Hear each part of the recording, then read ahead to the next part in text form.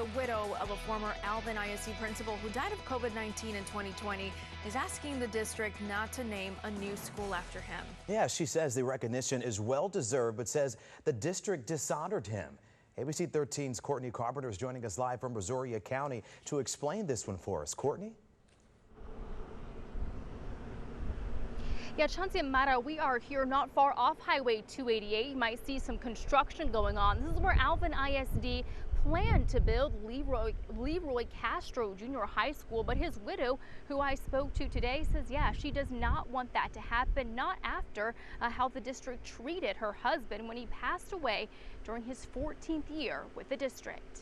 The committee recommends junior high number 9 to be named LeRoy Castro Junior High. In December of 2020, the Alvin ISD Board of Trustees voted to name a new school in honor of the former Alvin Junior High School principal, LeRoy Castro, who died of COVID earlier that year. He was always willing to go the extra mile. A year and a half later, his widow, Amy, is asking the district not to move forward with that plan. I'm Amy Castro, I'm LeRoy's widow, and I'm here to notify the board that our family does not permit the district to use LeRoy's name, likeness, or signature for anything, including the naming of junior high number 9.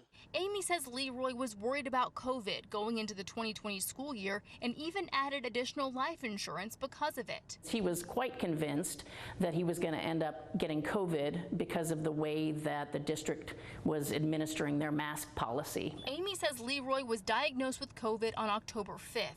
He was on a ventilator by October 20th, and it wasn't until after that they found out the additional life insurance was not in place because of a missing form. I've got no record in my email, my husband's email, his work email, of getting any kind of an email or a notice or a letter in the mail that says, hey, you need to do this form.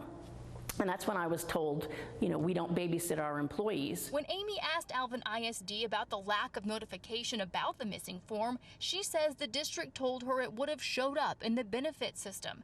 Amy says that's not enough and would like to see them change their notification policies so no other family ends up in a situation like hers. He went above and beyond because he cared. And to have somebody, when they're above and beyond would have been this hard, you know, just to send an email. Junior high number 9 is set to open 2 summers from now in Iowa Colony, now likely not named after the well-loved former principal. Have that visual, you know, as I drive into Houston or wherever I'm going, or to have, you know, to see it come up on the news or something like that would basically be like a slap in the face. Now, within the last hour, Alvin ISD responded to our request for a response to this whole situation. They say in part, we are extremely sensitive to the loss his family continues to experience. As a district, we are receptive to his family's request to retract Mr. Castro's name from being honored as a namesake of one of our future campuses. Our desire is to move forward in a way that honors Principal Castro's legacy while also honoring his family's desires. Now, the district did not comment any further on any matters relating to those missing insurance forms.